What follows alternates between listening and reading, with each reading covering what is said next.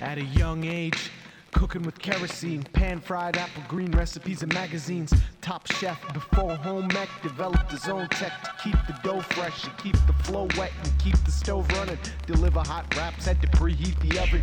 Word got around, other chefs were summoned, but someone stole the All whole systems book. green. Why do I still have the stats for this boss? I'll put this away. The what? For the what? No, don't worry about it. It's fine. It's fine, I'm sure. I'll just put away this document of my plans for all of the amazing things that were going to get revealed that no one's going to know about now. Yeah. So for posterity, what's happening at this very moment is Skitch's modem exploded. 25 are dead, 13 wounded. So we can't do normal There's episode. internet everywhere. The cleanup teams are on the scene. So many lolcats. They're never going to get those out of the They walls. had a brown out, which it means they poop themselves. That is why they call it that. So real quick, I just said, let's just do a Q&A episode, so I'll have it in the bank in case the tech issues don't get finished. We actually are already one episode ahead of recording. I don't know if this is interesting to you, audience, but regardless, you're listening to a podcast where we're going to talk about Dice Funk. Before we get in, I gotta say, just listen to a great podcast called My Roommate is Mothman and He Won't Leave or something. And I gotta say, man, fuck Kevin. What a dick. Yeah, Kevin fucking sucks. He's the worst. So shout out to Rolling with Rainbows if you want to know why Kevin sucks. Rolling with Rainbows is a real good show. You should check it out. Ooh. Oh, thanks. The first proper campaign Call of Cthulhu stuff is coming out tonight, as we are recording right now. That's exciting. They're gonna die. That's not really another way. Sorry for the spoilers. I haven't heard it, but I assume that's how it ends because Cthulhu. Well, yeah, Call of Cthulhu is not a game where you win. Really? Oh yeah, it's a game where you die. It's a game. It's a game where you manage for as long as possible. So there's no way to win.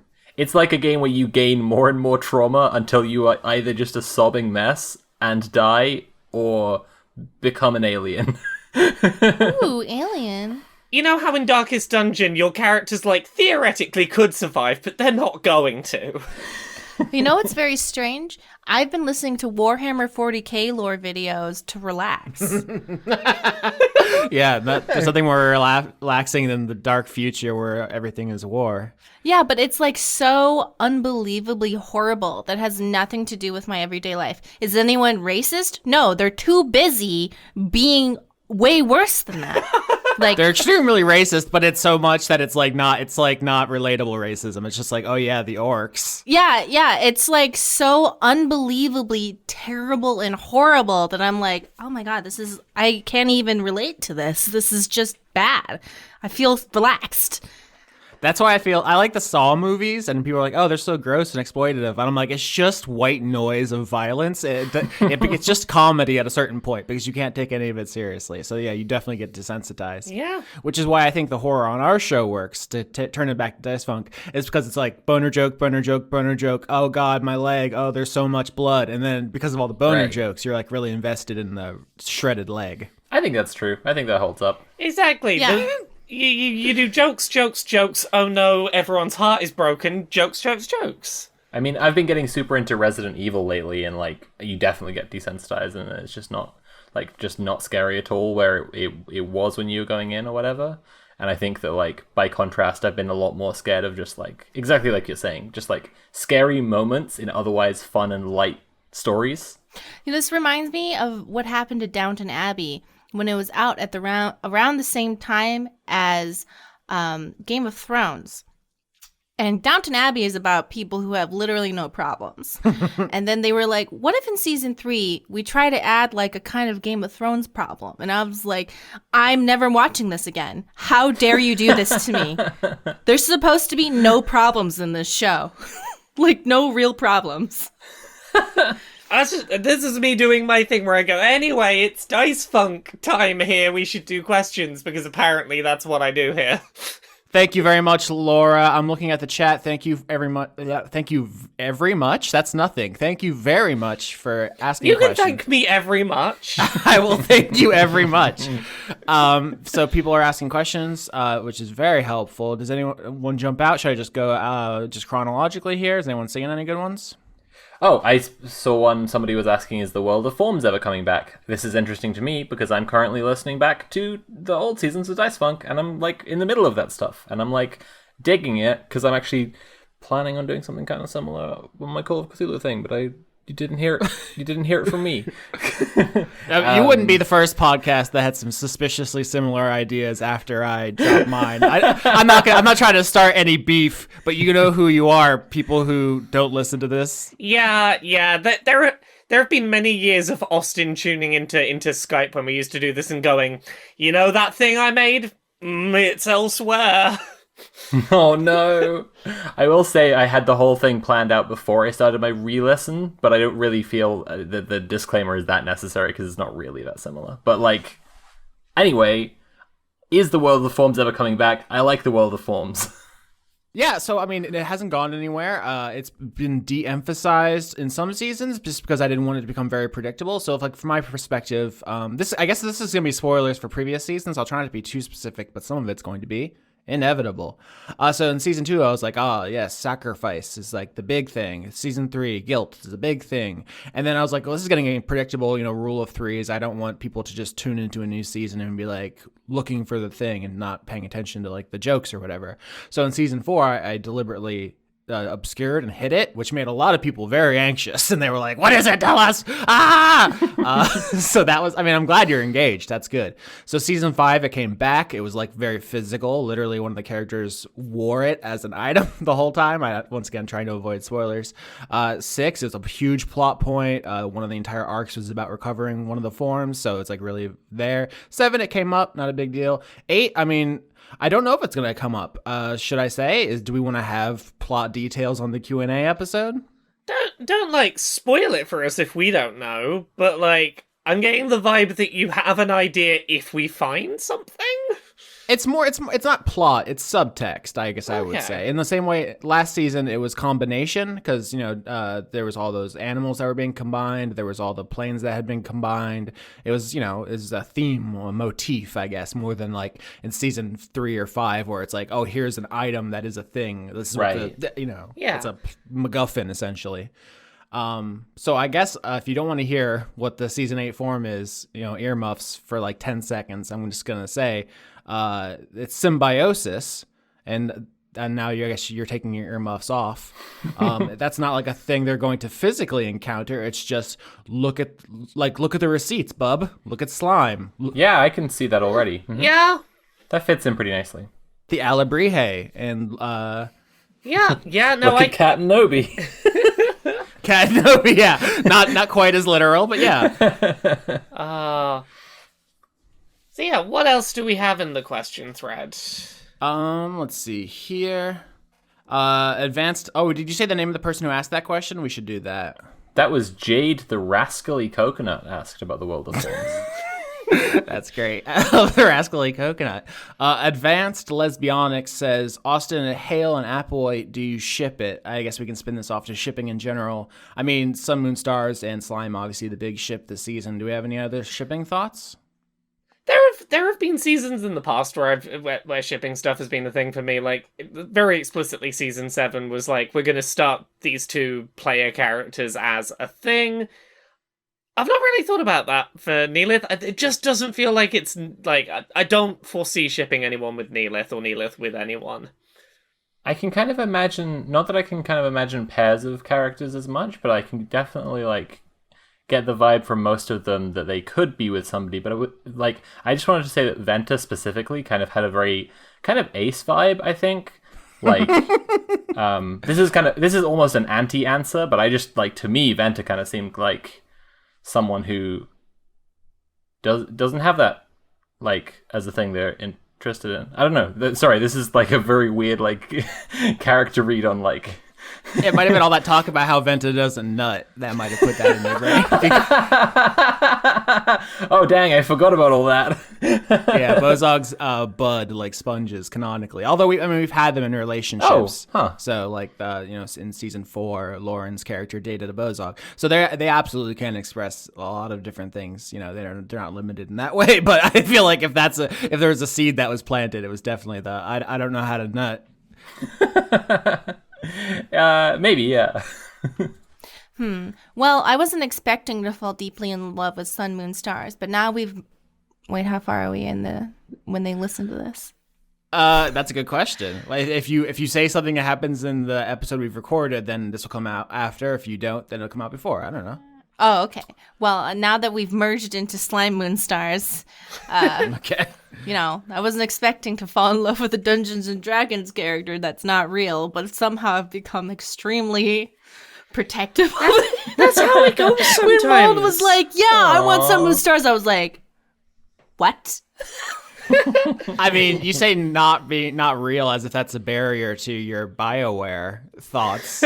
Yeah, but like BioWare, I can read like pages and pages of sexy fan fiction to enhance it. Yeah, but can you have a literal conversation with them though? Like True. Actual conversation. That's a real point. Say you can do that.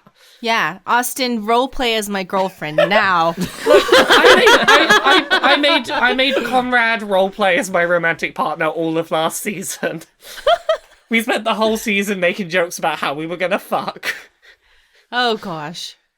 It's a classic D&D thing, is to have awkward romances with your platonic friends. But I gotta say, from my perspective, it took me totally by surprise in that first scene when you said my love to Sun, Moon, Stars. I had not in any way prepared for that. It just like happened. It was wild. Yeah. Well, yeah, because Slime's like, well, we spent time together. I want to know what it's like. I want to know what love is. Sometimes you just got to flirt with your DM and see where it goes. Yes, but to Slime, Sun, Moon, Stars is very important because Sun, Moon, Stars loves them, even though they never infected their brain. Ah. That is a very lovely thing to know. That's why all of the friends are super important, because they managed to what Slime thinks probably is like for Slime without having to control their brains. Which is why it was like, Mold, what are you doing? They don't really like you. Yeah, it's a really important characterization for what is shaping up to be a major antagonist. So this is really very much has become kind of the heart of the season, which is very unexpected. That's just how the show rolls. I don't come in with a plan of like how things are going to go. I just kind of let you all play around and we find out what's interesting. So thank you very much, Mari. No, I greatly enjoy it because it plays with the idea of, well, they split and they experienced different things and therefore became exact opposites, which is like how it could be for literally anyone's life. Yeah. Like, oh, I'm such a good person. Well, were you ever given an opportunity to be fucking evil? No. Then what can you say? You know? I mean, that's like, I'm sometimes an advocate of like characters not changing rather than having an arc or whatever. And I think that like, it's fun that Slime did change. And then there's another Slime who was around for exactly the same amount of time that was happening, and didn't, and remained the same. The times when you choose to like have characters change or to go, no, this is the path they are on, and sometimes there's just no getting that train off the tracks once it's rolling. Like, that's real interesting. Well, it's like I decided with Philippa that like, intelligence is a complicated thing, and she is good in one respect at that, like she is an academic, but then like she's put into the position of leadership, and like in the time after that like dice roll declared Philippa governor, and I was like trying to figure out what should happen. I was like, I think the biggest thing is she shouldn't be a very good one. I think that like she should make a mistake right out of the gate. Like she should fuck up really badly. It's like when you pointed out that I had completely missed initially that that Nobi was being real not great, real insincere. It would have been so easy to go, oh, I the player have failed to know some information. I should change the character so that they know and can avoid the bad thing. It's like, no, sometimes you know your character's a train wreck and you gotta let them do their thing. Yeah. Yeah, I mean, Laura, you probably can speak to this best, and actually it dovetails nicely with the question I just found. Dusk asks, to Laura and anybody else who wants to answer, who's your favorite personal character your favorite character you've played? And I would say that dovetails because last season you made a deliberate choice not to have your character go through like a very traditional hero arc. They kind of started were generally good person and kind of ended as a good person. And some people were like, oh, I wanted more change. And I think we talked about how that was kind of refreshing to reject those genre conventions and tropes. But that's that's the thing. I've played a lot around with different types of characters. I've been on Dice Funk for like since season 3 now, and like, you know, I started off with, you know, your characters that are like, bad character that redeems to good. That's a nice easy arc because you sort of know what your trajectory is from the start. I did character that was shitty bumbling person who became more competent. Again, very easy arc to do.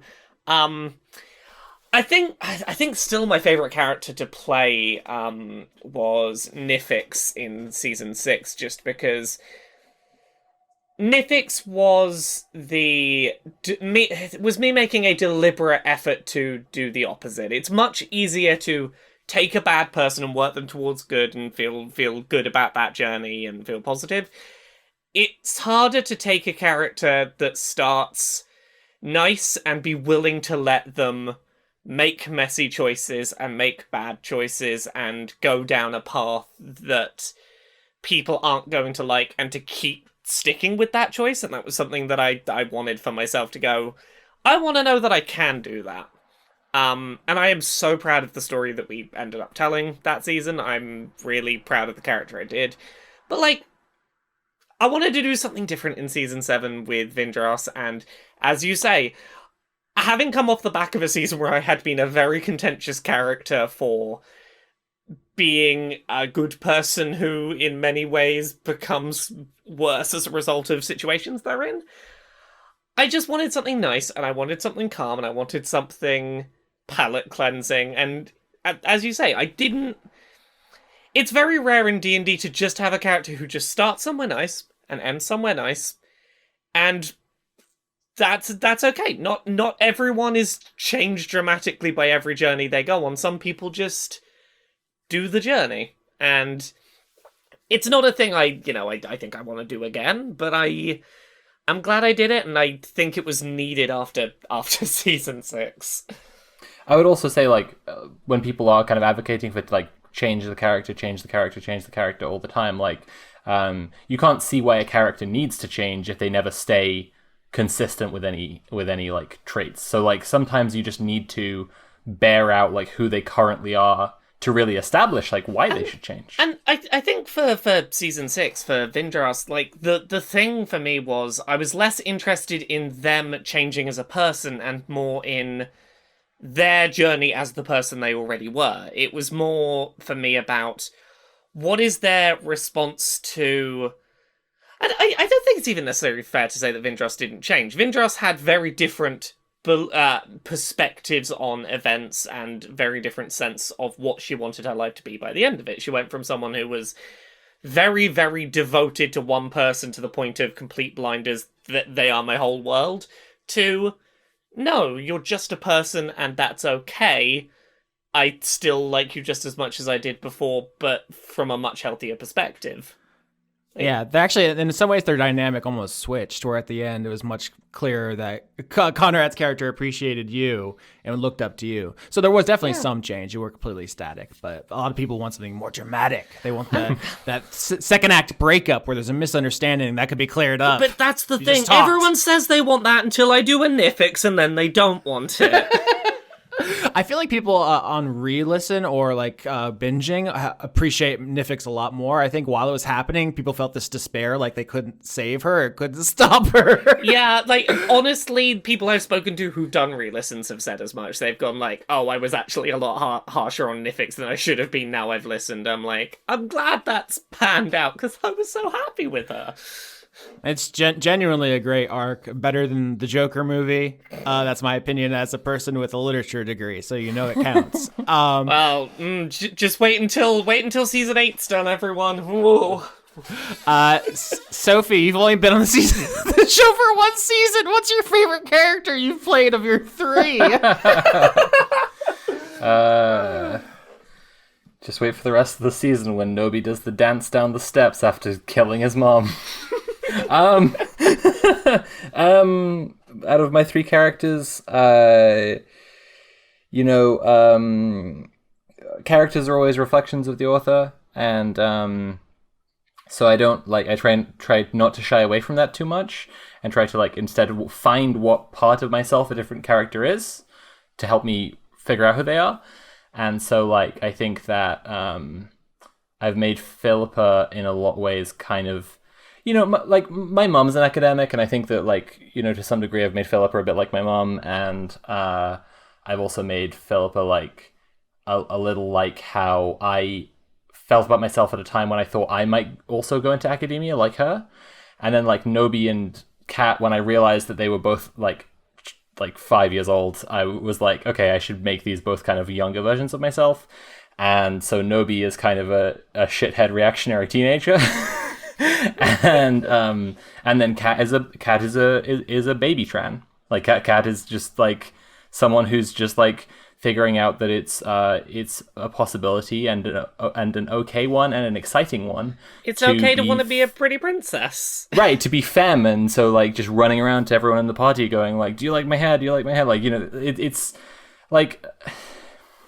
It's tough because I just see them all kind of I just have a lot of thoughts about each of them and who they are and who they could be and so on. The best way I can answer is just to describe who they are to me. I have the most fun playing Kat. If you want a short answer, that's it. But all of them are kind of just different people. Aren't y'all glad that I made that enemy my pet? Hell yeah! And failed many, many, many times. It was great. I mean, Mari, I don't want to just turn this into the Mari show. But I'm okay with it. I think you're incredible. I've been completely blown away by your role playing. It's been such a treat. In fact, I see a question here from Azalea. It says, if you could redo any season of Dice Funk with the cast you have right now, which one would you do? And I really wish this group could play season 4, which is our cyberpunk political, very Game of Thrones-esque, politics thing, which all the players at the time were just terrified to interact with. And I feel like Sophie and Mari would just take a fucking blowtorch to it and melt that city. And God, I want to see that. I have a whole campaign planned out of Vampire the Masquerade, which will hopefully show up on Rolling with Rainbows sometime. But it was, and I'm listening at the moment to season 4 of Dice Funk, and I'm just this is it. This is a spicy meatball. This is exactly right. Also, the Yu-Gi-Oh wizard is killing me. I love my Yu-Gi-Oh wizard. I'm so sad. I missed the season where you all had stands. I missed the season where there was a Yu-Gi-Oh wizard. I'm what? Look, hey, there's no one to stop you from making a Yu-Gi-Oh wizard for season 9 if you want to. No one can stop you. Just an apprentice of Frank's, just yeah, someone who idolizes him. Someone who found someone found some fossilized Yu-Gi-Oh cards under the dirt, and it's they found the tablets that Yami Yugi plays with. Yes. Let's see here. A conduit of Corvids asks, when will Dice Funk do a season that's just making fun of isekai? I asked this because Mari's first pitch for her next season character was an isekai character, and I was like, no isekai! Yeah, I like that you use the fancy word for it instead of No, my idea was a curse. No, it doesn't matter. It's still isekai. You used the word Jumanji'd. Yeah, it's Jumanji. The character that's gets Jumanji'd into D&D. No, it was more how much can I say about my character next season? What can I say? It's up to you. We tease characters sometimes seasons in advance, so it's up to you. First of all, I think isekai is cool because I always imagine it happening to me and how I would handle it extremely well. Mari, playing D&D is being an isekai. No, it's not for real, though. Hey, you're transporting yourself into a world. It's a classic trope. I mean, it used to be called Portal Fantasy. Connecticut Yankee and King Arthur's Court is like one of the most important English language ones. It has deep roots. I'm not even saying it's not worthy, but in the modern context, it's almost completely connected to schlock anime. I wanted to be a mean cheerleader who gets cursed by a goth girl that she's been bullying, but it's something. She's still going to be the meanest, most awful person ever. And I want them to really hit rock bottom due to their own actions, and so that they have to change. But I hope that's the case. That's what happens, and not just it happens with the dice funk thing. I just become an evil queen and don't change. I saw a question that might mesh with this. Yeah, go ahead. Okay, somebody asked me, let me say who it was, Advanced Lesbionics again. Sophie, who would have been your number 2 choice for backup character after the Dream Team? And I wanted to just talk about this for a minute because I have every intention of playing this character at some point in something, hopefully Dice Funk, but not next season. The character I pitched to Austin said, like, it's a closed system, so it needs to be someone from within the town. That's the reason I didn't go with this character. But before he said that, I pitched this character who's basically like a Sherlock Holmesy, Hercule Poirot kind of like master detective, which I thought would mesh nicely because we're doing like investigation mystery stuff on this season.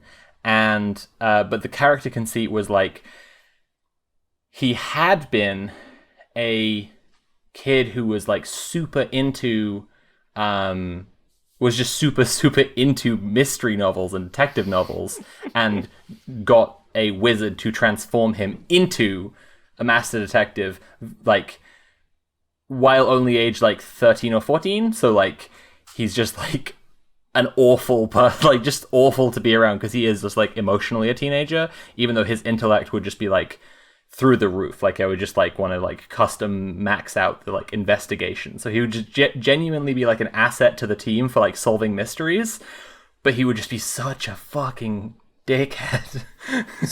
So you took your need to make just an asshole teenager and just transposed it onto a sheep. No, well, I mean, the ways in which he was going to be an asshole teenager were going to have a lot more to do with, like, I guess the ways that he processes the world as fiction and stuff. Like, I think that, like, okay, so like a lot of trans masks I know are like hyper into writing and reading fanfic, and so like part of the conceit of the character I was going to go for was that like he was a teenage girl, not a teenage boy, and like kind of the ways that he interacts with the world like have a lot to do with like being so deep into like fictional worlds, and yeah, and just also like not being emotionally prepared to deal with stuff being a teenager in a adult body, like yeah, just not like I say a dickhead, but kind of like a dickhead through different but similarly juvenile means to Nobi. Like Nobi's a little cop, right? like just laying that out there. Like Nobi's a cop, right? Yeah. This person would be something else, kind of like very into like the romantic notion of themselves and stories and like heroes and stuff.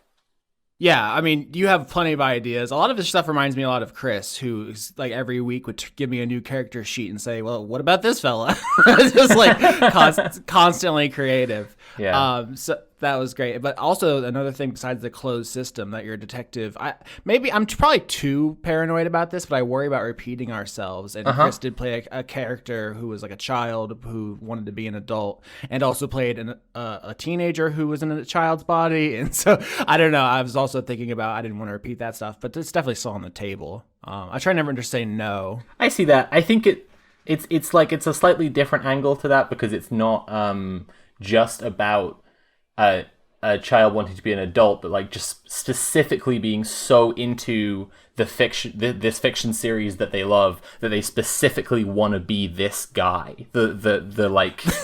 It's funny you say that, because that's Clear's whole thing in season 7. Like, God damn it! You and Chris have the same trauma. I can tell. You both are working through the same things. Ooh, very quickly, I think we have a sketch. Yeah, it's amazing what electricity can do to modems. It can turn them on and apparently turn them off permanently. And make you poop. You always have something, Mari. You always have something to say, Mari, that just catches me off guard. It all makes sense to me. So what question is next on the list of questions? Sigil wanted to know, how did you come up with a neurodivergent squid baby? Yeah, so I've seen Sigil's question. Specifically, they ask, coming up with a neurodiverse squid baby that uses telepathy to get around being unable to read people's social cues. So this is one of those things that sometimes just happens when you put mechanics and ideas together and you don't... Like, I hadn't thought this entirely through when the season started, but it was just a thing that came up as the season went on. We talked a little bit already in this Q&A about, like, hey, sometimes you put a bit of yourself into a character, and this season I was like, you know what? Just a little bit of neurodiversity on this squid baby would be good, and I mainly kept it to some role-playing choices about how she handles the management of her kitchen and how she sort of organizes the restaurant, and just some of her little behaviors that I wasn't sure whether that was going to be a bigger thing or not. It's something that I was like, you know, if I find opportunities to make interesting roleplay choices out of the choice to have this character be neurodiverse, wonderful. If not, no harm, no foul. This season, particularly recently, having like, hey, don't use telepathy on people without them asking, has honestly provided some really interesting thoughts for neurodiversity and how that goes around, because like I really like the thought that this character basically uses that as a bit of a crutch, and I feel like having there be a little additional consequence to, oh no, I can't just use mind reading as a shorthand for understanding what people are on about, leaves room for interesting character stuff. Yeah, there is a lot of shorthand that exists for working out what people are doing when you're autistic, and suddenly losing one of those mental shorthands can be confusing and leave you a little bit rattled, and I hope that that's gonna turn into some interesting stuff. It's interesting because like slime's like a reflection of how frustrated I feel when people won't explain to me a social situation, and I was just like, you know, I'm gonna lean into it. I'm gonna be completely unaware, and it felt good. Yeah, and that's the thing is I think Neelith is the opposite of that. I think Neelith is the, I have found a method of fumbling through that makes it seem like I know what I'm doing, and as long as that stays intact, I can seem like I know what I'm doing. And without that becomes a problem. I really love Neelith. I think she's just a great character. Yeah. Yeah, absolutely. If not for this, if for technical issues, more episode would have occurred. I know. I was burning to find out Neelith's whole thing. Yeah, you're right. You're tiptoeing on the edges. God damn. Laura, Mari, and Sophie talking about how much of themselves they put into their characters reminds me why Joan from season 2 is my favorite, because she's a lot like me, just hot, confident, smart, flawless, never done anything wrong, feeds people to spiders. Yeah. Oh yeah, like it's been like the part of the reason why I really wanted to record the episode today, because like I'd been building up like what the emotions I'm going to be going through for the past week, and now I have to hold on to that for yet another week. I emotionally built up for today. I was ready. Yeah, we were both. Laura and I were ready to go in and possibly cry during and after the recording, and before, maybe the day after. Like tomorrow. Yeah. Is it tomorrow? Yep. I'll be in a. Yeah. I'm just at an increasing level of hype every second that we wait for these things to be revealed and the rest of the season to move forward, and I'm just like, I don't know if I can handle it. It is like, oh gosh, and kind of to play along with Cosby, saying, like, it's funny how each season I've been a player, I've found ways to just outdo myself in terms of the extracurricular investment I've put into characters here. It's the opposite of the Lauren arc, where every season you have less and less written on your character sheet until the end. It was just like Lizard, I don't know. Yeah. And there's nothing wrong with like not doing the extracurricular. For me, it's just fun for me, and also I think it kind of helps build character, and then you just steal stuff from it, Austin, and just be like, how can I twist this around? There are different schools for sure of how to do character stuff. Like, I very much respect your ability to write out very vivid descriptions and worlds and backstory. I very much am like, here's a friend-shaped blob. What if I got to know them for 9 months and then put them back in a box and never thought about them again? Oh my god. Cosmignon also asked favorite Grendel NPC design, which is funny because, of course, she designed them all. We actually have a framed Sun, Moon, Stars in my house. So, can I say my favorite running gag is the pizza rats? Oh yeah, Pizza Rats is such a good running gag. Laurie's Italian accent, fantastic. Hey. But favorite NPC design quickly. I really like Ruth's design. Mm-hmm. Ruth's really, really good. Yeah, I've said it before. That's one of the ones that she had the most latitude with, because I didn't know how to solve it, and she just came in and just nailed it. Incredible. I'm honestly torn between both Venta and Hale because of their the colors on both of them, and Hale just like is kind of adorable as like this short dragonborn type, and then when you compare that with just Austin's depiction of Hale on camera as like this very boisterous, borderline cowboy-esque sort of vibe, and it's really fun just to be like to have that energy going around. So those are like my top twos.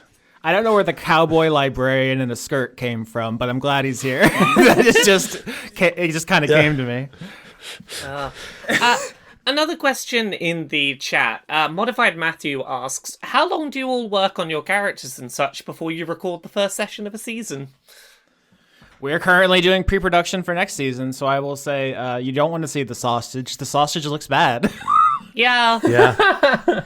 Even without a pre-production like official chat, I will not lie and say that I do take basically months workshopping a character idea and developing the materials for it, but that's because I need it as much as anything else. Oh, my method is, as soon as I know what the next season's like tone is, I will sit and just agonize over like, here are my 8 very ill-defined children. Which of you do I love most? Yep. You get to exist. Yep. I spend way too long just being like, these are all very good nebulous thoughts. Which one do I want to put some of myself into? Who am I ready to care about? I've gone with something that just like I've tried to fit into the theme or like kind of the setting a little, and then like I don't know if I've screwed myself over and wound up with a character I like don't know what they're gonna be yet. It's okay to not know what they're gonna be sometimes. There's always a challenge with kind of doing a character like that, honestly. Oh my goodness. There's some thunder right there. The fun part of having a character like that, though, is it's basically like how a GM will build a world as things are happening, and since you don't have everything on paper, it allows for that really clean mutual storytelling. So, yeah, it's a fun challenge. That's the thing I was kind of aiming for. I'm trying to make a character who fits in with what Austin's described for the world so far, but like, yeah, I'm still trying to puzzle over like what they're actually going to be like as a person. Yeah, sometimes I arrive with an idea and then I open my mouth and something else entirely comes out, or the way the characters respond completely changes it. I think I've talked to the Discord about how the Fang Gang from season 6 were like a pretty important group of characters that Chris saw them, turned, it pushed them in a hole and walked away, and it was just like, well, I guess they're not part of the season. You never know. I until the, you know what they say, the plan never survives contact with the enemy. So, for slime specifically, it was coming out of, well, it was at the end of the pandemic when I was like at max mentally ill. You know, I know everyone's different experiences with it were different. But for me, I was in a major city in the United States, in a small room, 10 by 10, and I lost it. And I was like, I'm not a person anymore. I don't know what it means to be a person. And then I was like, I want to be a slime mold, because I watched a video. I was like, that's completely not a person at all, but it's still intelligent. I want to be that. And you just went really method with it, basically. Yeah, I was just like, I really felt like completely out of touch with being a person, because it was just like, you know, like you're by yourself, you can't see your family, blah, blah, blah, blah. And I was just like, I don't know anything. And then I'm rehashing my entire life all the time. I'm like, am I real? Do I understand social contracts? I don't think I do. I'm always fucking it, you know? It's just, and I was like, I want to be a slime mold, because I've always been fascinated with alien intelligences, like, you know, slime molds, octopuses, stuff like that. Have you read the book Other Minds? No, I would love. It's about what are they called? Cephalopods. Cephalopods? Fuck yes. Sure. And how they think and the ways that they like their minds are probably very, very different to ours. Yeah, and I love that. I love that anything can be smart and be completely and totally illogical and not make sense. But I also like that in some ways slime is an anthropologist, because they're basically like a space person who came to an alien planet. Right. They're completely like, what is that? I have no idea. This is the first time I have ever seen that. Or they can see people doing things and have no idea why, but they can put it together with other things and get it completely wrong, because they literally have no social context, and they also don't have the formation to like put it together in the same way that other people would. So I don't know. I like it. Yeah. Yeah, it's interesting you say that mental illness helped you get there, because to really get in character for mold, I did a lot of mushrooms and thought about what it's like to exist and live and be an organism. And then I was just... Is that true? Yeah, I mean, I did mushrooms because I love that. I did mushrooms because me and my girlfriend were just doing them. It's not because of mold, but I used that time. I genuinely did spend a lot of the trip thinking about mold and like how they think about the universe. And I was sitting on the ground, sitting at the foot of my bed with my chin on the edge of the bed, just thinking about how I'm an ape. I'm like a chimpanzee who has been conditioned to believe and think a lot of things, and how alienated I am from my instincts. And like, I was literally just thinking about like how it is to exist as an animal. Austin, and stuff. this is fascinating, but this has been a multi-year long sting operation. We finally got you. We got you. We got him. DEA, open up. Yeah. Oh gosh, the log con finally worked. We finally got him to trust us. We got him. There was a question directed at Austin that I personally would like to know the answers to, because I thought it was a really interesting question. Yeah.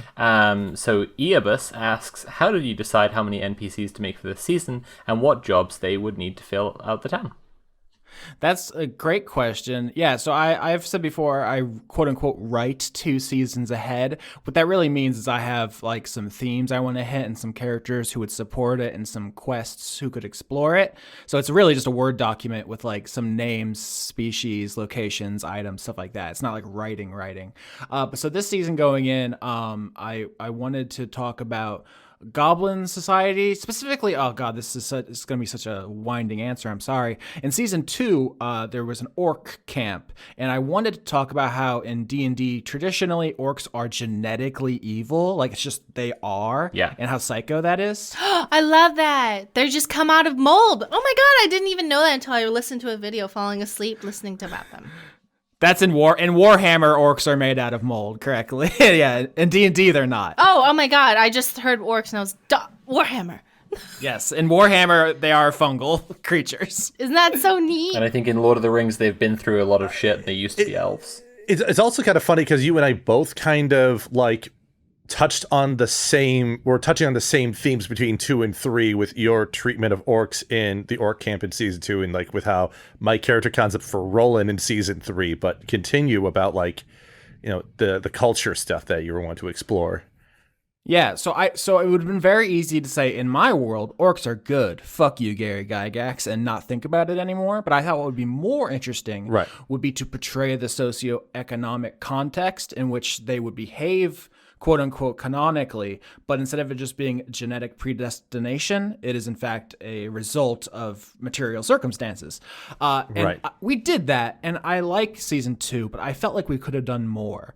And so basically I thought, let's make a goblin village. Let's tell the story from the goblins' perspective. Or, as I've said before, it literally season 8 was orc season, and then everyone turned in goblinoid characters, so I switched orc to goblin. But that's the root of it, was I wanted a do-over on the orcish perspective. And so I sat down and thought of like, what are some characters who could portray things about this insular society? What are the roles they would have? Just like very basic stuff like trash and food and grave digging. So a lot of that was just practical, trying to show that perspective. 10, like how many NPCs? It was a round number. I thought about doing 12. For a while, it was 12 because I was going to have one for each of the zodiac signs. Yep. And then people said to me, like, Homestuck already did that. And then Skitch wanted to make his own Zodiac. And so we audibled there. It could have been more or less. 10 isn't like, 10 wasn't important to me spiritually and psychologically to have 10. It started as 12. It could have been 14. It could have been 8. But it was just like, how many roles, how many different things did I have to say in portraying that? And we haven't gotten deep in the paint on Goblin culture as it's written in the book. Like we talked about Magoobliet last episode, the god who created goblins. But I still think we're getting an interesting perspective because there is so much non-human discussion. Like slime is the obvious one. Just like, I don't know how any of this works. Yeah. When you were talking... when you were talking about this pre-season, it's one of the things that drew me to the idea of the squiddling when you brought it up as a concept, because I was like, yes, illithids, that's another thing that would fit really nicely into the idea of let's, take the character types that are usually painted in D&D as just the evil ones and be like, no, let's mush a couple of them together. From my perspective, I thought it was also funny when I initially proposed, like, when I initially saw, there hasn't been a druid since season 1 as like a mainline character. Okay, I like this idea for the Star Druid. You wrote, that's an interesting choice. I thought that was really like, that's not the right choice you should be making, Skitch. You should be thinking something else. And then you noted how about the leaning into the Zodiac stuff, and that led me into that whole multi-month project of trying to figure out the Zodiac for the season, which we still have to explore more of at some point, but... Octopus Grift asks, with Lauren and Conrad gone, who is the most on substances while recording?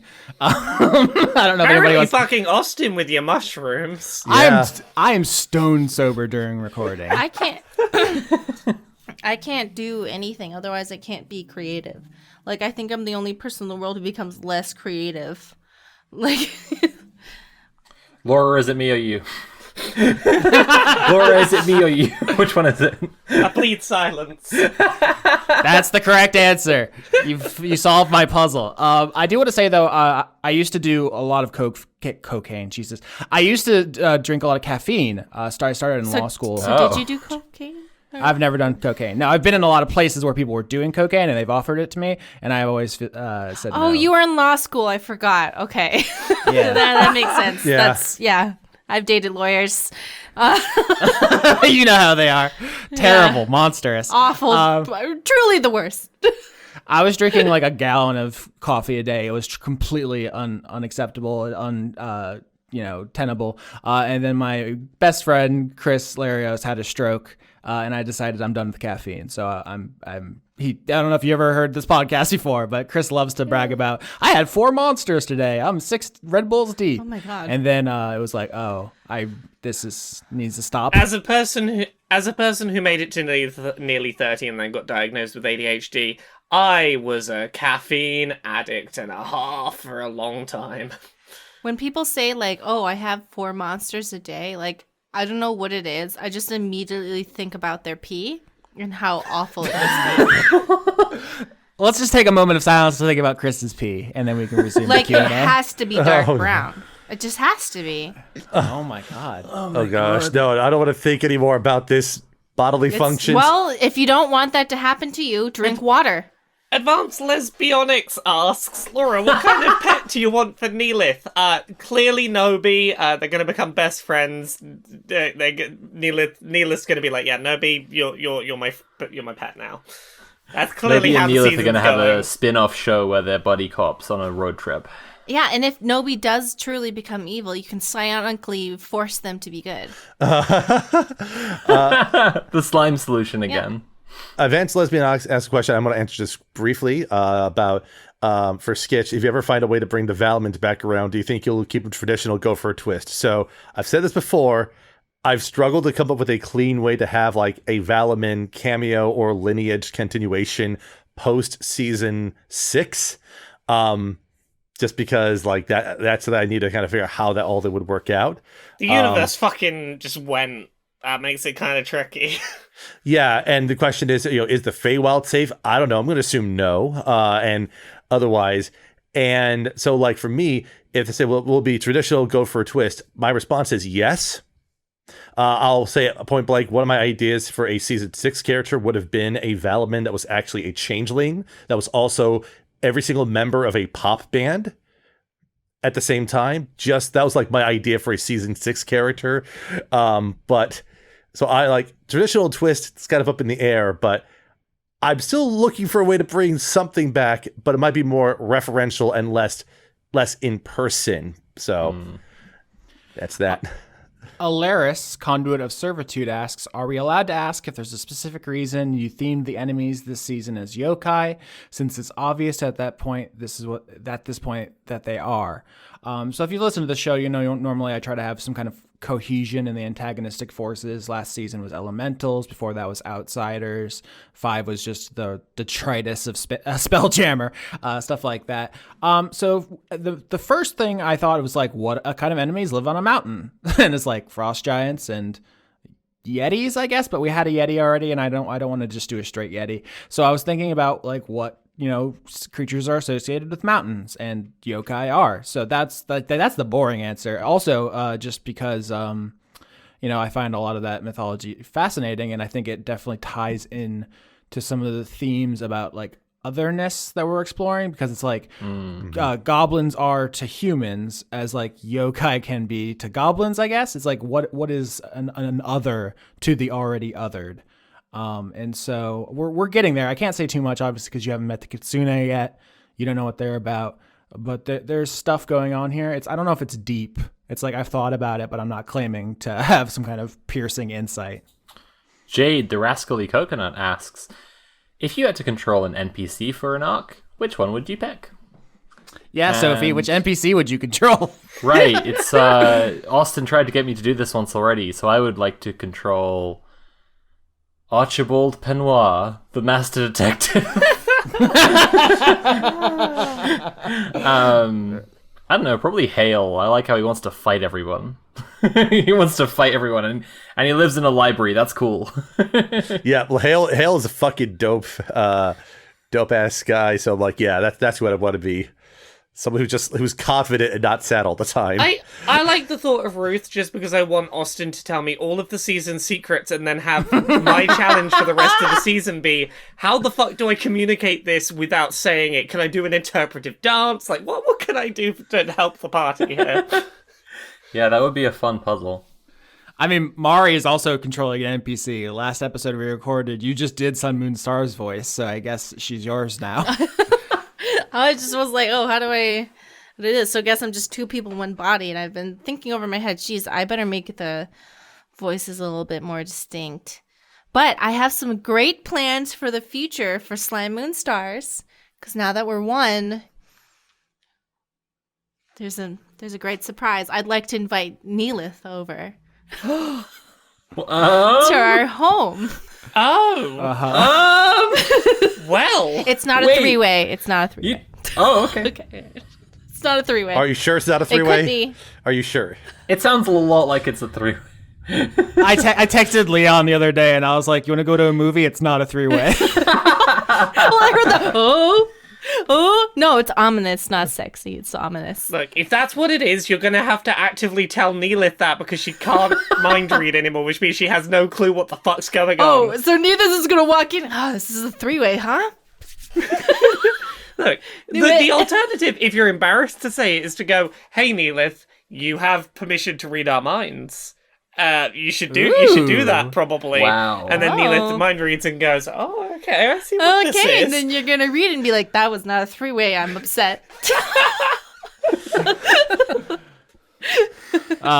This is the plot of The Knife of Never Letting Go, which was just made into a film called Chaos Walking, which I also saw with Leon, where there's a plot where women can read all of men's minds, and it causes complete societal breakdown because they're so nasty. Oh, God. I don't want to.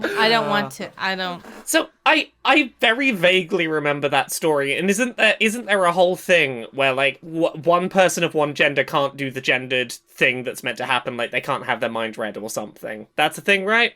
I haven't read the book. In the film, they do avoid this. The whole time I was waiting for, like, what if someone's non-binary? How does this extremely gendered premise work? This is what I was going to say, is that book series completely squandered the opportunity to be like, oops, they're trans. Right. Got him. It's not a good movie, but I did find it very funny and fascinating. It stars Daisy Ridley and Tom Holland and Mads Mikkelsen. Everybody's in it. Yeah. Yeah. Whoa, I like all those actors, and I'm not gonna watch this movie. But with high concept movies like that, like I enjoy the movies that are high concept that are difficult to pull off.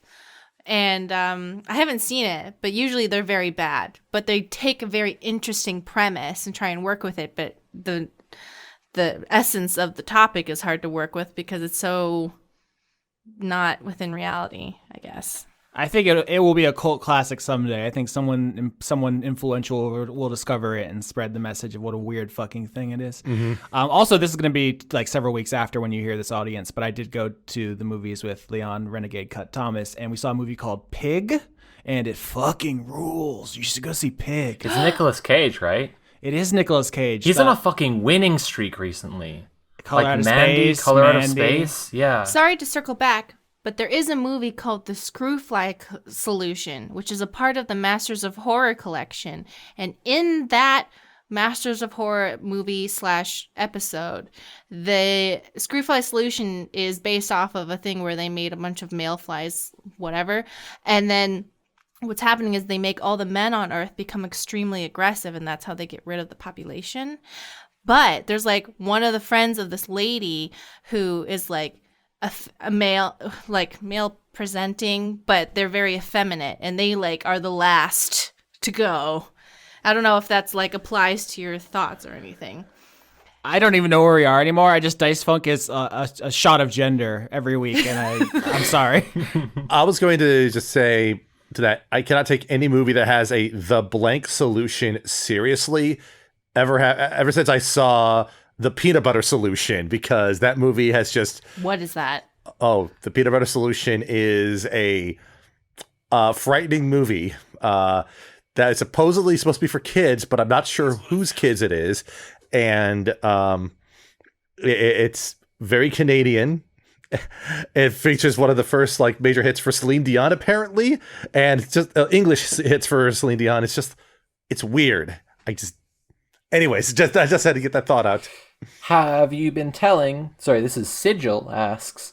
Have you been telling kind of story you thought you wanted to tell with your character? Has Where They've Gone surprised you?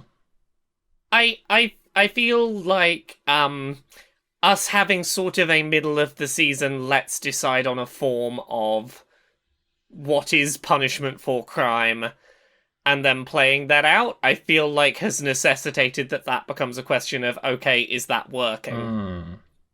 Yeah, I think, like, Laura messaged me and was like, do you want to be on this D&D podcast? And it records on Tuesday. Do you want... And I was like, okay, I'll come up with a character then right now.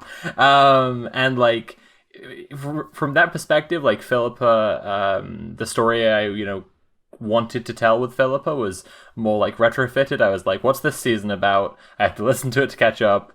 Okay, it's kind of about policing and systems of justice. I'm going to make a character who, like, has a lot of thoughts on that, and then it just gives me a mouthpiece to just, like, have that conversation. So in as far as, like, Philippa got to do a big speech at the trial of the genius, yeah, hell yeah. I told the hell out of that story. Yeah, you sure did. Now I think that there will be repercussions on what she proposed, exactly like Laura's saying, because, like, now she's in charge and, like, that system is in place. So it's like, now we're testing it. And I think, so in that regard, like, yeah, really, really getting to test that out. For me, so far, I have told the story I wanted to be telling. I think where things are going after this episode, I think things are going to start deviating away from what I had planned.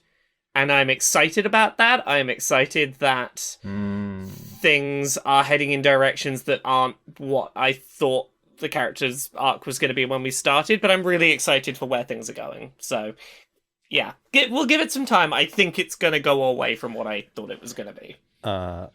For Aze's character and story, it's mostly been what I have expected. I think the biggest change has been that the further along in the season, the more I sort of recognize that it would be impossible for Aze to have lived inside of Grendel for as long as he has without developing more strong feelings about the majority of, if not the entirety of the community, and leaning into that as like his focal point. So it's less like, it's less of like, oh, just having a thing regarding vibes of other people and otherwise. It's more like, this is really him embracing, in a similar way that Ruth and others are, that this is his home. This is kind of where, this is his family by extension. And that's really kind of informing what he's worried about, alongside the other story things I have set up that Austin has augmented and ramped up in the way he always does.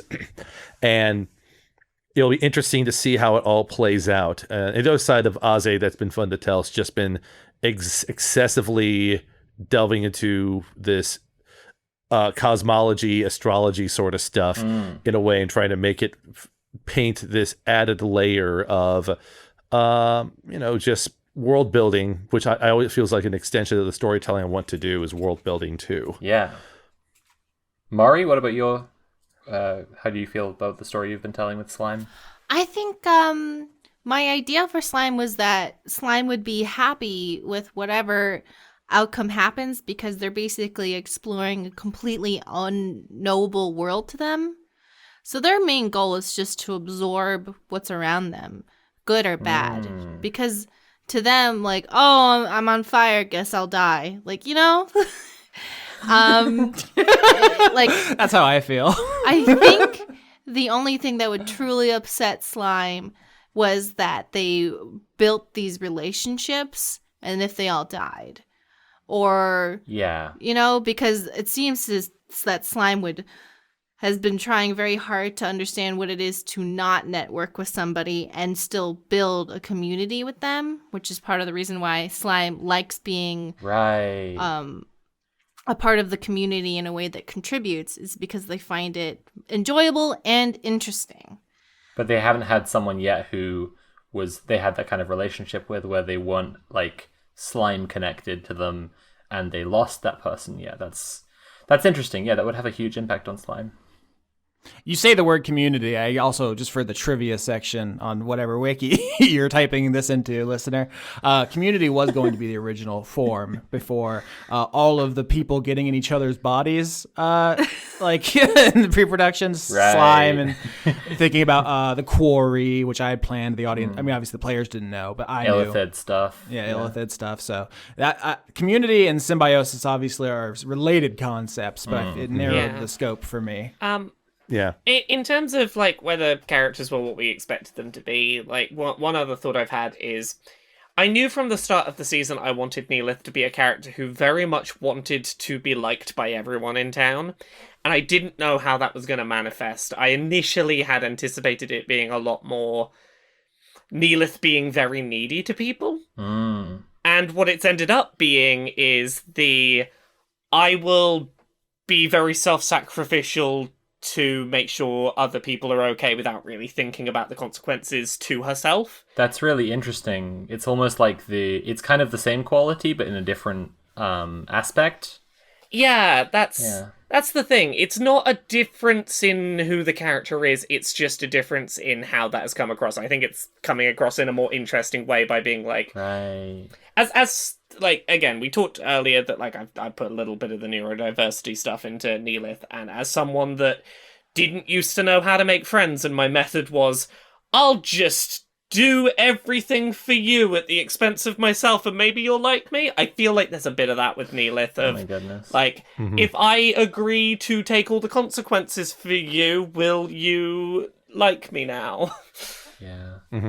So that's a whole thing. Also, I feel like, considering that at the start of the season I was like desperate to feel connection to everyone in town and whatnot, I feel like the whole stop reading people's minds and making Neelith uncomfortable about, like, oh, is that a problem, is definitely going to impact character that really wants to understand and be liked by everyone. Yeah.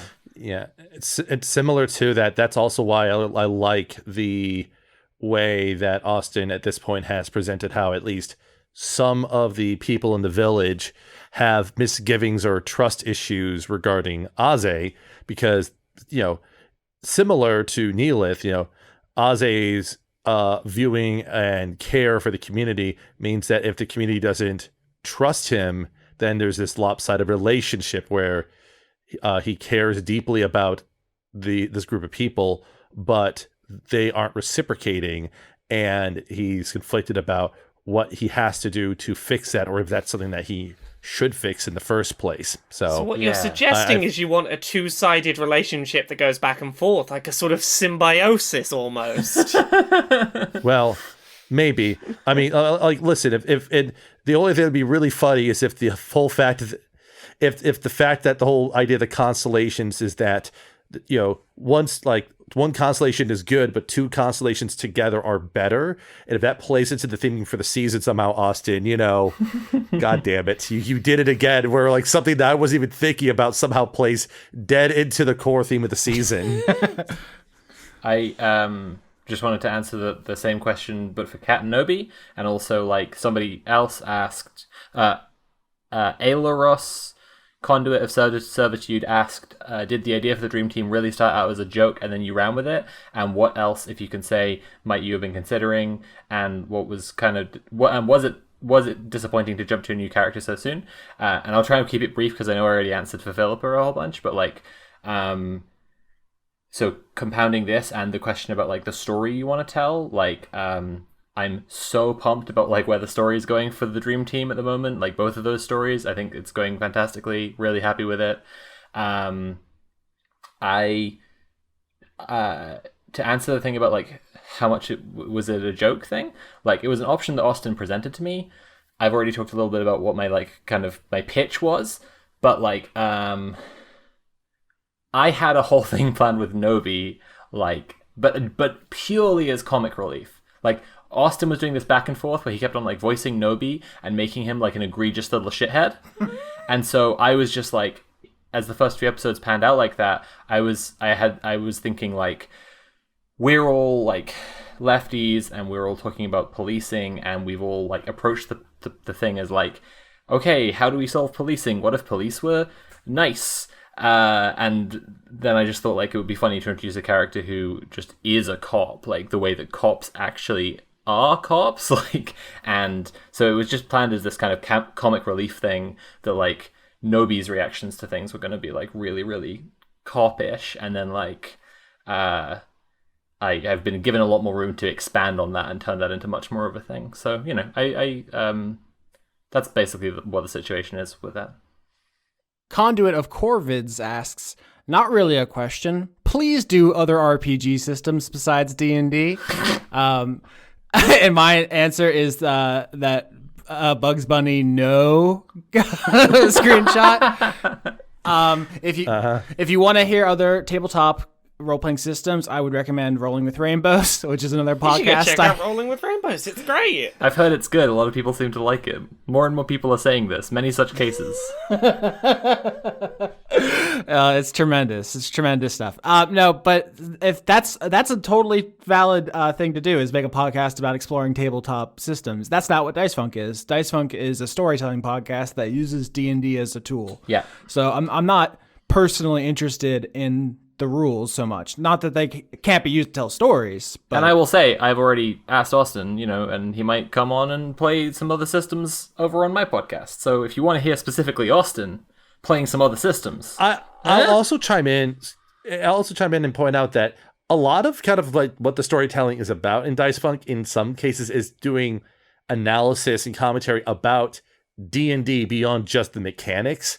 And so being within the system, I think, kind of pairs well when doing that analysis, which is stuff that we've done in 3, 2, 4, 5, 6, 7. Like on all these seasons, there's things we're doing that are about more than just the game, but also like the themes presented within its canon and what about them and otherwise. By keeping with one system, it means that when a new season rolls around, all we need to be thinking about is character and story, and not having to learn and to be consciously thinking about a new system that we may not have tried, which definitely makes that transition a little easier between seasons. Yeah, I mean, I've listened to a lot of other tabletop podcasts for research for the show and for my own enjoyment, and I've heard shows that change systems, and sometimes it works, sometimes it doesn't. I'm not going to name any where it doesn't, to not be a rude, bitchy person. I can certainly think of a couple where it doesn't. Yeah, and where it's like, oh, now instead of enjoying the thing I'm here for, which is like your chemistry and your story, your characters, your jokes, now I'm hearing you struggle with what to roll, and that's not interesting. But there are shows where it does work. Friends at the Table, big fan. These are people who are intensely curious about role-playing and tabletop as art forms. So that they're much better at it, and I think it works because that's what's interesting about the show, is them jumping from system to system and exploring what they can do and why. That's just not what we're doing here, which is fine. You can't be mad at Lord of the Rings for not being When Harry Met Sally. It's just they're different things. You should all go listen to Rolling with Rainbows. That's the only conclusion we can draw from this entire Q&A. Go listen to Rolling with Rainbows. Yep. Azalea, not a question. Azalea just says in italics, continues banging on the table for Thirsty Sword Lesbians one shot. Not only is that in the works, I feel like there might be multiple people who have expressed interest in doing a Thirsty Sword Lesbians one shot. So I definitely want them. I want as many one shots as possible for this. I have some. I want to do some one shots. I need to do a one shot at some point of the game I helped make a while back, Kissing in the Weird Future. Yeah. Yep. So at some point, I'm gonna make that happen. I'm gonna do weird alien dating. I still have my terrible idea for one shot where it's 5 players, each playing a character from a different edition of D&D, and all the rules are internally consistent. That would be better. Yes. No. The best part about it, Austin, is the fact that an enemy's stat block changes depending on who's attacking it. Whoa. This would be best for like a live convention thing where there's a lot more just like the joke is in the trying to keep on top of what's going on rather than doing it in audio form. I still think it's a funny idea that would work though. Yeah. We've talked about this before. That's another thing, is because this is a podcast, certain things work better or worse than they would work in like video or live presentation.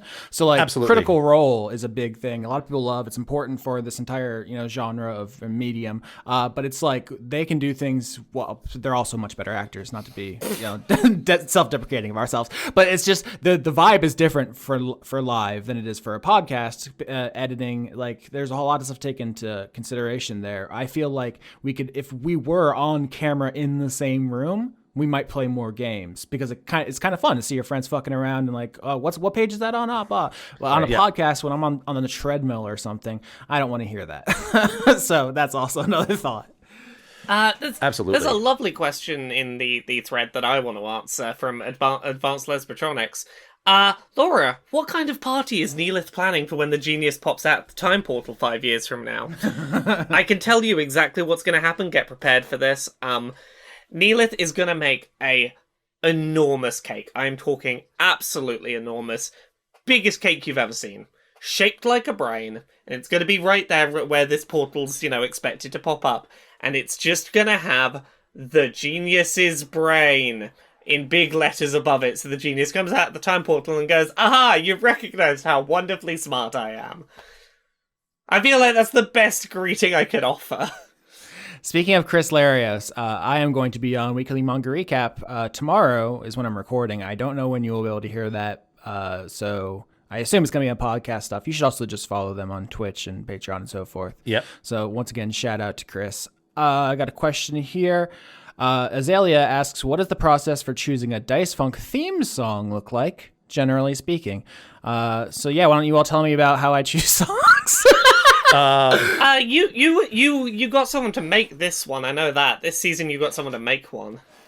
Oh yeah, my friend Rachel, I actually lived in her house for a little bit there during the beginning of COVID. I don't know if that's a story worth telling, but she is an artist. She's a guitarist. She's she has a degree in music. She's like a big deal. She records in like studios and stuff. She's not like a rando.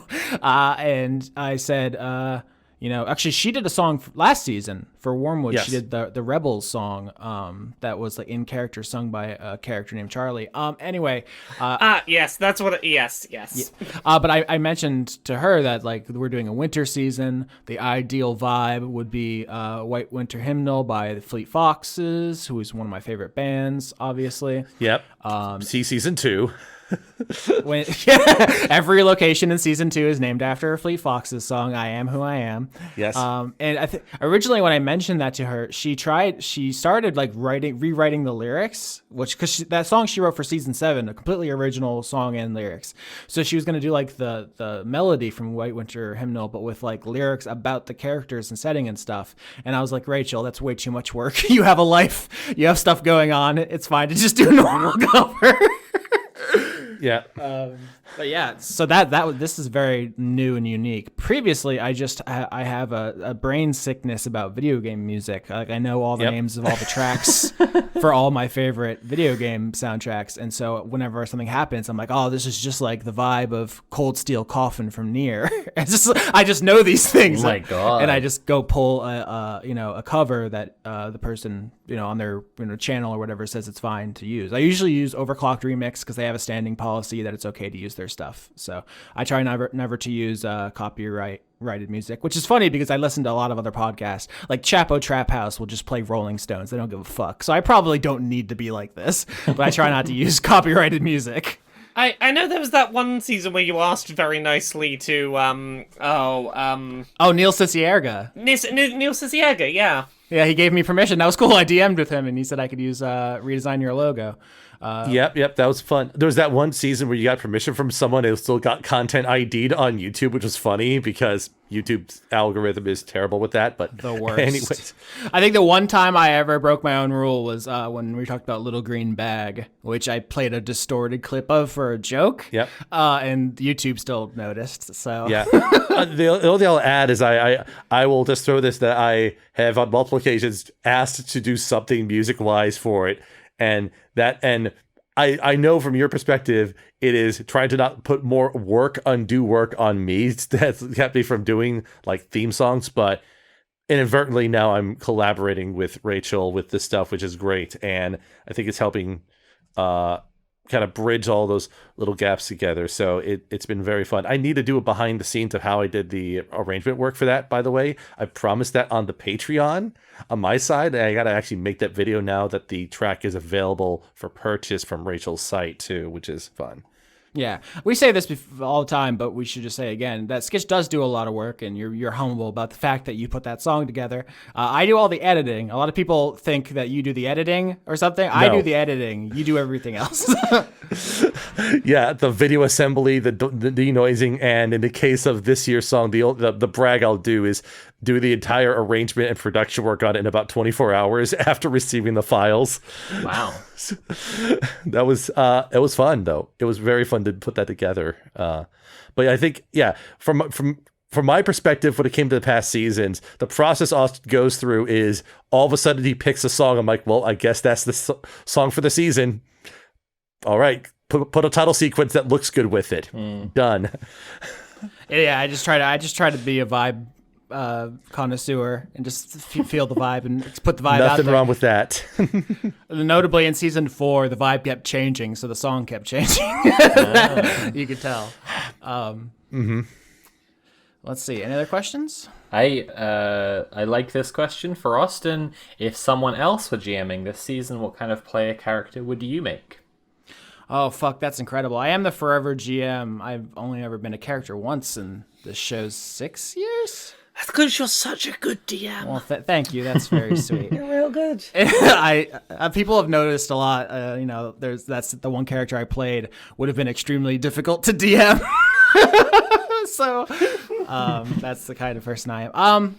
I think if I was going to do a character, it wouldn't have been any of the NPCs, but it would have been someone invested in the town and a lot. So I think Justin McElroy talked about this on one of his podcasts once, about how he tends to make characters who don't care about the plot, and he has started to regret that. It's very easy to just be like, my character's a loner and they're going to get what they're going to get and they just want treasure and fame or whatever. And it's a lot harder to be like, I care about these people. I'm invested. Right. I am hallucinating that this is real. And like, that's what we're all doing here. We're all having a group hallucination about people. Why don't you role play as like God? I will say, Austin, that was... After, like, Elias in season 2, like, for Roland, for Ed and Martis, and for Aze, like, that making the character that cares about, like, the area around them in particular is such a useful tool because it makes buying into the hooks, buying into what's going on a lot easier. And I just need to think of all the moments, even with Aze right now, just like, okay, this is so easy for me to mentally just get into because it's like, yeah, of course he cares. And yeah, being too dispassionate about what's going on can be a problem unto itself, I suppose. You should DM and then roleplay as God, and then we have to kill you at the end of the season so that you stop abusing your power over us to control our lives. That's just the plot to the Final Fantasy Legend or Saga 1. Well, I've never fucking played that game. This is an original idea. Do not steal. I think that's very true, though, what you said, Austin. Like, I think a lot of people... I think there is like a noticeable pattern, maybe among like newer role players, but like, yeah, a noticeable pattern among a lot of people, like only want to play Han Solo, basically. Like everyone just wants to be Han Solo. They don't want to be Obi-Wan Kenobi, even though actually like that's kind of the character who gives a lot more like backbone to the story. Yeah. Mm-hmm. I feel like you can get away with doing a Han Solo if you have a plan for here's how I'm going to make you see that Han Solo's actually kind of insecure and really just wants to be friends with everyone and will be part of the team. But you gotta be willing to put those hooks in early. My friend Jess, who's the co-host of Rolling with Rainbows, like ran the Lancer one shot one time, and it was supposed to all be resolved because it was a one shot. And I made a character who was kind of like in it for themselves, but I decided to go totally the other way with it, where like I figured, what is this kind of person like? It's not that they're just like acting like a cold dickhead to everyone all the time. It's actually that they like are such a social butterfly. They like they define their needs based on like what people in front of them want, and like it just led to that character doing a war crime because they were like they just misread the situation incredibly horribly. Like, they were just like, I think this is what everyone else here is geared up to do, so I want to do this. To actually answer the question, if I made a character and this was somebody else DMing, I think I'd probably play a cleric or paladin of Varys faith. I just tend to gravitate towards religious stuff because I'm interested in it. Oh gosh! And that would give me an inborn relationship to care about something in the village. So probably a goblin. Gosh, that would have been like it would have been like a different take on the Roland concept because it's a different triac deity system that you're invoking in there. So can I ask a question from me, Sophie, on that? Like, no, you have to type it into the Discord. I on that, like, I've been really curious about Varys' faith, and I don't know how much, because I'm in the middle of a re-list, and I don't know how much this is a pre-established thing or anything, and I'm just really curious about it. So, like, how much of Varys' faith do you have figured out? Where does it kind of come from? If you are particularly interested in religion, kind of, do you have particular thoughts about it and how it fits into the world, or features that you find interesting about it, or anything like this? Yeah, I mean, I have a long history on this show of being fucking annoying about it. I'm an ordained minister, Episcopalian. I have a degree in religion. I'm an atheist as well, which is a fun contrast. I think it's all very fascinating, and I also think it's extremely fake. Yep. But as far as actually Varys' stuff is concerned, I feel like some people want the mystery, and I shouldn't say it outright. I will say, if you listen back to the other seasons, you will discover a pattern in Varys' deities. There is definitely a pattern in, all three of those deities make sense when viewed through a certain lens. Yeah. Okay. I'll also chime in, Austin, that this is one of those areas where you and I have such similar vibes. I mean, I'm not ordained, but like my upbringing being in a Christian background and otherwise, and having that same like deep fascination about religion, but also being like, it's also kind of real fake, y'all. It's really just funny because then we both end up being on the same page when it comes to some of these concepts. Yeah, I mean, with Varys specifically, I also wanted to kind of contrast what I've done in previous seasons, in which religious figures are almost universally malicious. Yes, I didn't set out to do the JRPG God is an evil crystal dragon thing, but God is usually an evil crystal dragon in Dice Funk. So I wanted Varys to just be like a nice guy who wants to help the community, and like, is the stuff he believes real? Like, I don't know. It is. No, I'll say I do know that it is real, just not in the way that he thinks it is. Right. Is it more of a pantheistic religion, or is it closer to the Holy Trinity? It's obviously there's it's a joke about the Trinity, but if in actual practice, no, it's more like filial piety or like ancestor worship. It's just like he really respects these people, and there are some there are rituals and some practices associated with it. I guess it's like closest to like Shinto. Just like I've been doing a lot of research for a video I'm going to do in my Monster Men series about vampires, and for various reasons this has led me to a lot of sort of amateur research into religion in the kind of way that you're talking about, like you in the kind of stuff that you have a degree in. I've just been like thinking a lot recently about how like sort of ancient Mesopotamian gods emerged as like sort of like city-state mascots, and they're sort of like very depowered compared to what we generally think of now, like sort of the creator of the universe who's completely omnipotent and stuff like this. And like there's an interesting like kind of sliding scale of like how powerful gods are and what kind of, and it changes based not only on like what the beliefs are, but also like the way that they arrange into pantheons or monotheistic religions or what have you. So yeah, I guess I was just kind of curious about what the arrangement of the belief system is, and like also, I mean, you've answered it. If it's like you said, closer to ancestor worship. I'm not trying to make another question out of this. I just it's really interesting.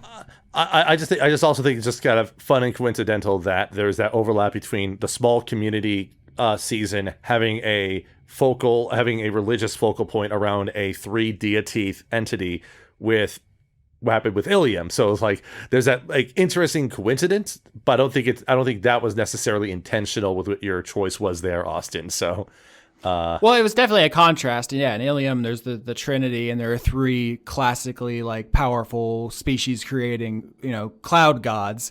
And now in this season, which mirrors it in a lot of ways, I mean, it's talking about justice and community a lot.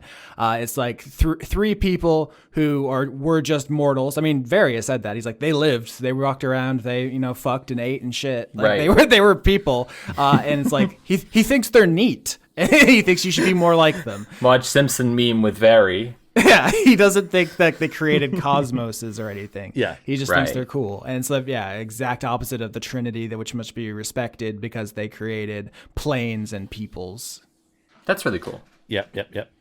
Well, that thoroughly answered my question. Thank you. Mm-hmm. Yeah. Let's see. I'm trying to look for one for Slime or Mari. Mari stepped away for the moment. No, I haven't been peeing for 10 minutes. All right. Well, I didn't see the timestamp on it, so. Mari, here's a question I found for you. How did you get so cool and good at D&D? Who asked that question? Nobody. Someone in the chat. What was the username? Does it say Mari on it? Does it say it's me. Person who asked Mari? I asked, okay. I'm not good at D&D, but I am good at maladaptive daydreaming, so... Hey, that is 90% of being on a D&D podcast. Right. D&D is maladaptive daydreaming with dice.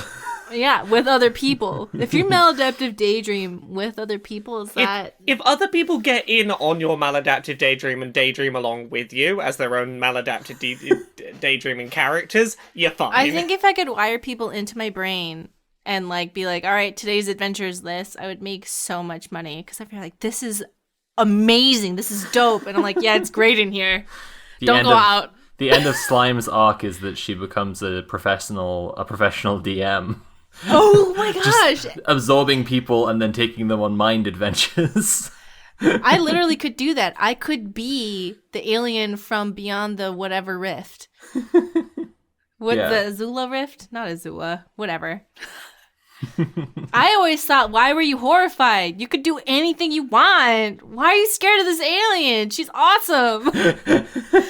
This is the best. I'd be like, dude, you can make me see all that. Don't even show me the ship. Let's go to Disney World. I guess I kind of felt like that was like them stuck in a cycle. Like every time that he wakes up and he's afraid of her, she like wipes his memory.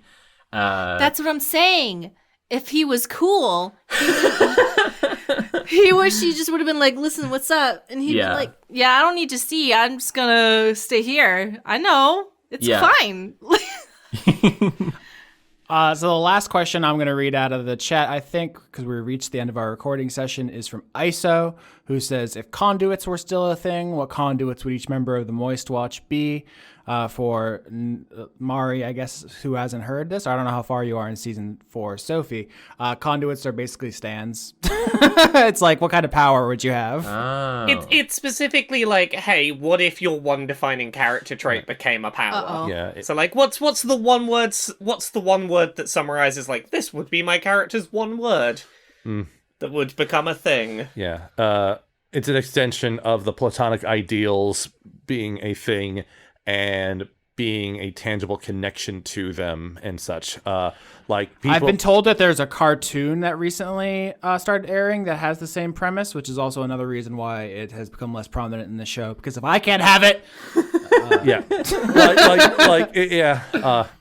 like the ends, like people have like things for Ozzy. I'm just like, I have no idea. Like honestly, like figure out like what conduit someone is for me is usually like an end of the season thing because that's a looking back matter.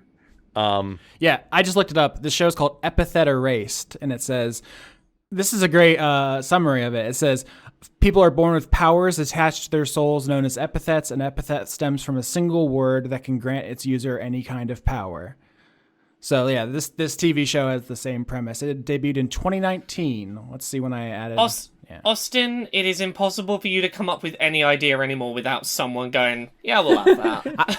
I mean, it's also just it stands. I took it from JoJo. I know, but I know I'm being silly. It's weird because like my interpretation of conduits has nothing to do with stands, but then again, that's also because I'm not a JoJo fan at all. So I thought we were talking about like standing someone. No, stands as in like the JoJo stands. Yeah. I don't watch JoJo because in the first episode, a dog was sad. 2018 is season 4, so I was 1 year behind you, cartoon. I beat you. Beat you. I feel like Nobi, I've been explicit in this Q&A that like Nobi's a cop, and that's like that's the character concept. So yeah, conduit of cop. I just would have to say conduit of cop, basically. Of justice, I guess. Yeah, exactly.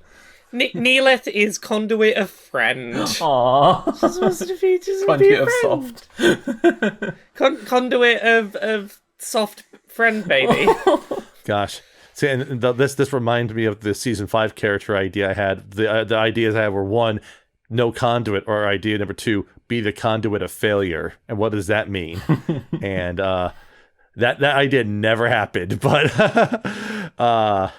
yeah, I just that's the one thing would be easier for other people to say about Aze, but I don't think the cat's developed enough yet that I would like define cat's character in one word, so I wouldn't be able to do that one. Philippa might be the conduit of theory, like given what I was talking about before, like that she's intelligent in one way, she's very academic, but like as a leader, she's had to like make some decisions and immediately is not good. And I just think that like, yeah, so she's like the conduit of theory, but but not practice. I was gonna say learning, but that seemed kind of shallow, and I feel like maybe it's more connections. Yeah, I can see that. That makes so much sense with slime. I think connections is better than learning. Yeah, I on a similar track was currently looking up antonyms of connection and was trying to find like, is there a word for not connection but for seeking connection? I don't know if there's a single word for wants connection but is struggling a bit. There's probably a German compound word. That was my initial thought. Is like, Germany, do you got my back on this? They always Basement nerd. The thing is about the compound nouns, you can just like translate the nouns you want and just whack them together, and then it is a word. Voluptuary. Excuse me? I looked up love seeker word on Google. All right, and I got pleasure seeker, so I don't know what voluptuary really means. Mm-hmm. I got love seeker, and there's like, so you're looking for pleasure? And I was like, no. Sushnas Verbindung? Send me the word, Laura. I speak German. Hell yeah. Okay, I will send it to you because I don't know how to German. But I've invented a word now. German compound words. Suche nach Verbindung. Jesus. Searching for connection. Yeah. Wow. Yeah, there you go. There's my conduit. I think they only have a word for my conduit in German. I think the compound noun you would make out of this would be like Verbindungssuche. How I found a bunch of weird words. Great. Oh no. All right. Looking for a suitable or expressing someone who really loves to learn. Damn it. Okay. Fuck. So, well, anyway, epistemophile is another word you can put on your dating profile to sound like an asshole. Nice. Yeah. Also, philosophile and sophophile. Yeah, because you love me. Mm-hmm. Put those all in your Tinder profile and say, I'm those things, and then no one will That's ever... That's how you tell people that you're a fan of me, Sophie. I'm a sophophile, similar with more emphasis. Plato simply loved Sophie itself. All right, so I think that's about as good as we're going to get. Last question on the way out from Advanced Lesbionics. Sophie and Mari, how are you enjoying the show so far? Hope you're having a great time.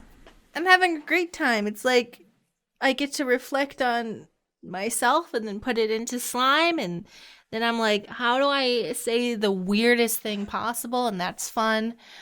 Sometimes I say normal things and everyone's like, what? I'm like, oh, that was a weird, okay. Anyway. Yeah, that was slime, not me, I've been having an amazing time. Skitch has been super helpful to me. Laura was already a friend, so this time to hang out with her every week has been awesome. Maury is obviously the funniest one on the show, and I wish I could be as funny as her. And Austin's an amazing GM. It's been fantastic so far, and I'm really glad to be here. I think your characters are the coolest. I did not know I was the funniest, but I'll accept that a compliment and not deflect it. I'm absorbing it. Good job.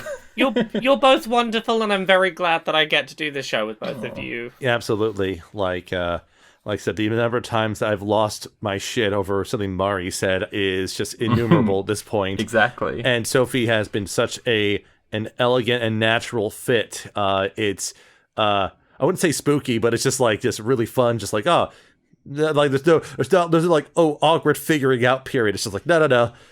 Ominous. Foreboding. I tried to be ominous wherever I Eldritch? can possibly go. No. It's more just like it's like if you're trying to do improv on stage, someone joins that you never worked with before, but then all of a sudden it's just like, oh yeah, we're on the same wavelength. Let's just go. Thanks. Yeah, and then it's because they can read your mind. True. I'm taking a sofa file out of my profile and putting in ominous eldritch. yeah. Foreboding. I apologize. I apologize that literally Florida's weather decided to intervene and stop us from actually recording the episode today. So I have one more week to agonize with everyone else. Oh, when you hear what's coming, you're gonna look back at this week and go, oh, fuck, we could have had this a week earlier. Oh, goddamn. Right. You can spin those tables. Just another homebrew fable. But it's all in your mind.